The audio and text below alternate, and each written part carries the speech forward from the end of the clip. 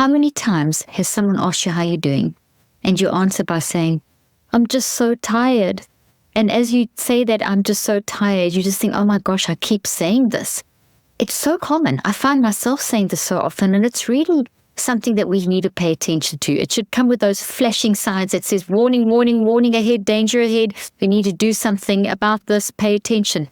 Because we all know that if we're tired, it means that we haven't got enough rest. And if we're tired, it is our mind, brain, and body telling us that we need to rest and restore. And that's what I'm going to talk about today. How we can rest plus restore, because rest will help, but we have to make sure that we're doing resting plus restoring, and how does it all work together? So first of all, let's talk about the 3 parts of the mind, which you've heard me talk about before, so you may not have heard me talk about before. So our mind is not our brain, our mind is separate from our brain, and our mind has 3 parts. Our mind has got the conscious mind, which is awake when we're awake. It's slow. It can only manage certain amounts of information at a time. It's brilliant, but it works it's restricted in terms of its capacity. The non-conscious, NON, had unlimited capacity, unlimited speed, works 24/7, is super intelligent, is absorbing everything in your environment, constantly scanning what you've taken in, what you're thinking on, what habits you've built, and is organizing all of this and putting all of this into the subconscious, which is like a waiting room. And so the non-conscious sorts everything, puts it into the subconscious of the waiting room. And in terms of, think of a waiting room in a doctor's office, and the things that are the most, needing the most attention, those get pushed through by the subconscious into your conscious mind for you to pay attention to. And then if those in order, you pay attention to those, the next one comes through, and maybe you don't pay attention and it goes back, and then it gets even more, becomes even more of an emergency. And so you have this back and forth going on. So there's a lot of work going on between the non-conscious, subconscious, and conscious minds. And then these 3 parts of mind have to use the brain and the body, because that's how it works. So in order for you to experience consciousness and to experience life, you need a brain and a body. So the brain and the body don't produce life or experience. Experiences happen. The mind absorbs and processes the experience and then puts it into the brain, and the mind works with the brain and the body to process the experience. Now that is hard work.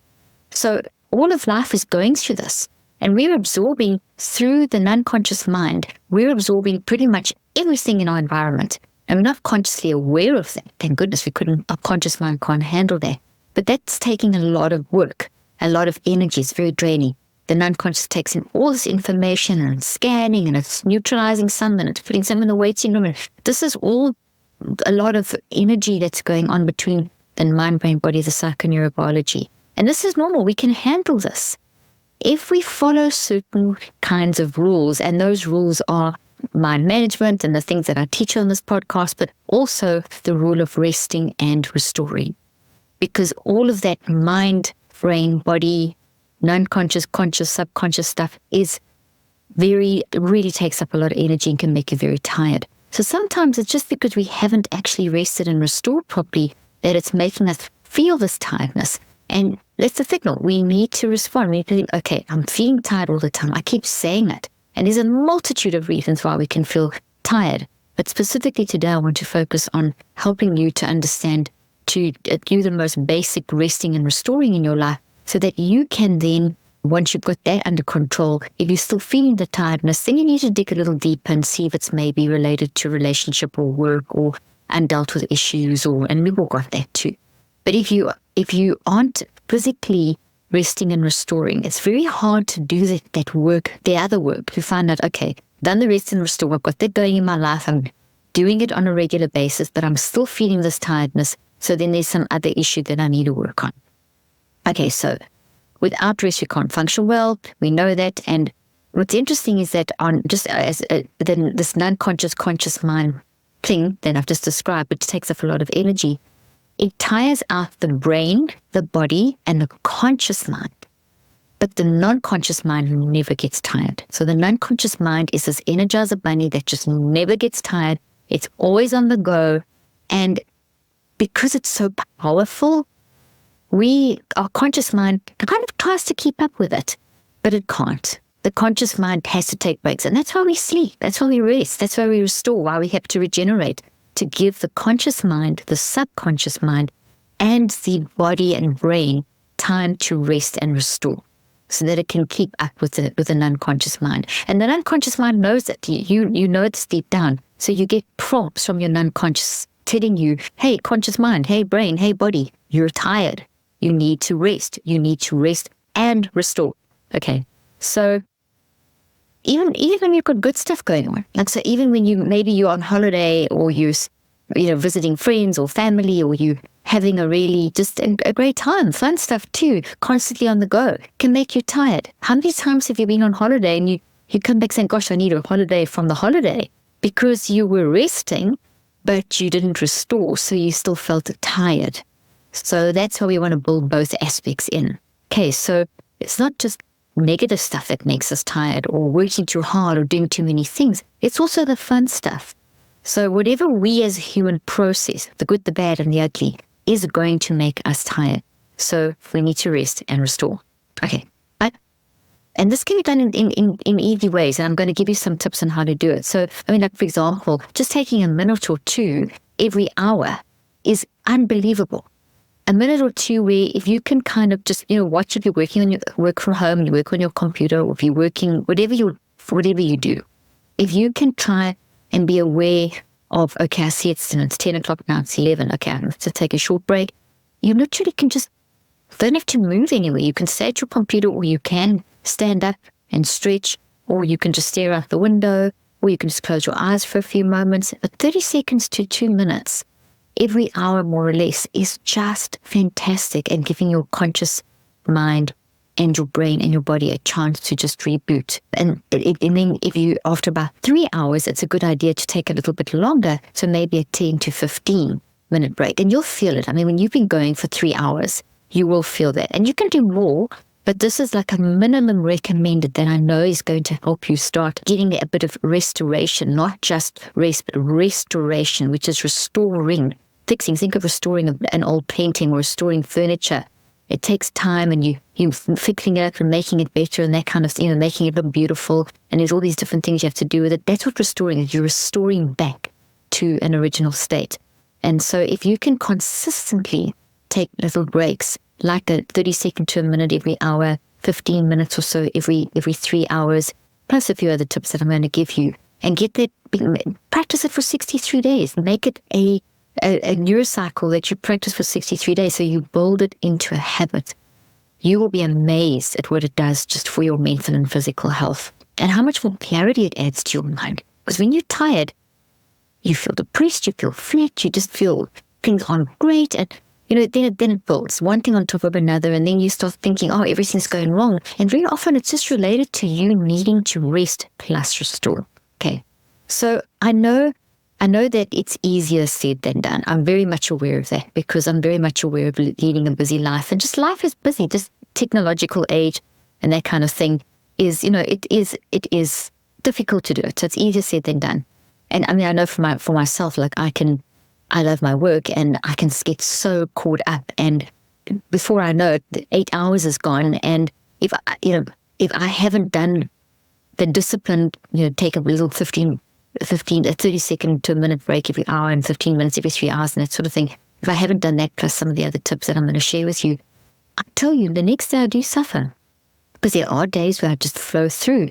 I can do 8 hours well with the rest and restoration breaks. And sometimes maybe there are days where you do have to go 10 hours, because you're in the midst of something, like sometimes we're filming or something, and it just, I'm interviewing and we're in a research project, and time goes on. But I know the next day I'm going to suffer. But I do know if those days are coming up, I'm very deliberate about having my rest and restore periods in between.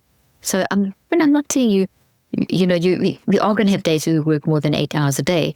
But, let's try and see if we can build in correct rest and restoration to make us more conscious of that, and make it a habit that we are consciously aware of building it in, so we turn it into a habit, so we do it more often. Okay, so we need to make a conscious effort to incorporate more periods of rest in our lives, apart from here. And then if we don't, we're going to just feel more exhausted and burnt out. So, I think a lot of us, we are so aware of needing to rest. So this sounds contradictory to what I've just been saying.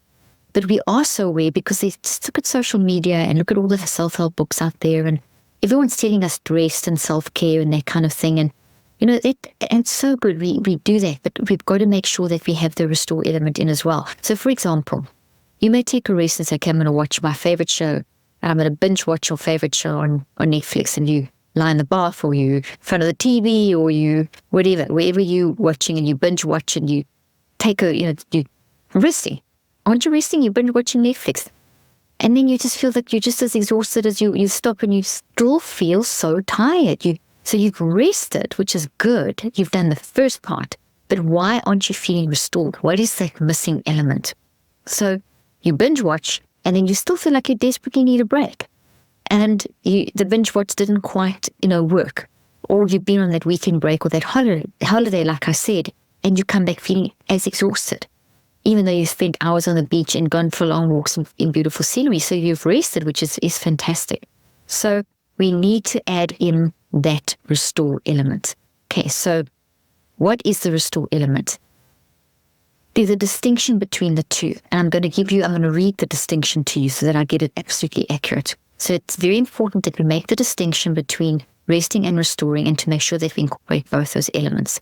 Okay, so there's a difference between them. So an important distinction to make when it comes to resting is the difference between simply giving our mind, brain, and body a chance to rest versus truly taking time to restore and reboot our psychoneurobiology.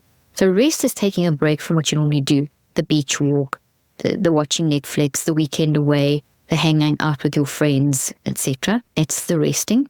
The restoring is that, as I said, like when you restore furniture, it is a ceasing of activity to relax and refresh to recover strength. So let's look at it as a definition. I'm going to read it to you. Restoring is a transitive verb. It means to give back, to return. Think of restoring a piece of furniture, or to put or bring back into existence and to use, and use, to renew. The opposite of restoration is to weaken, undermine, cripple, undo, depress, split, or dull. Rest, on the other hand, is defined as ceasing activity to relax and refresh or recover strength. Okay, so the walk on the beach, the holiday, the Netflix binge, the just stopping things and hanging out over dinner. We need all those. I'm not saying you have to do those. Those are ceasing your regular intent activity to relax, refresh, and recover strength. So we do that, part one. But you also then need to add the restoration, which means you've got to put back. You've got to add to. You've got to add the extra layers of paint to. So you don't just stop, you add to. So make sure you get this. Restoring means to give back, to return, to regenerate, to rebuild. If you don't do that, it's weakening, undermining, crippling. So you can rest, but if you don't add back, if you don't add the stuff back, the rest isn't enough. You've got to rest and build back. You've got to cease and build. Cease, rest, and build, restore. So we get the rest bit right. I think we're pretty good at that.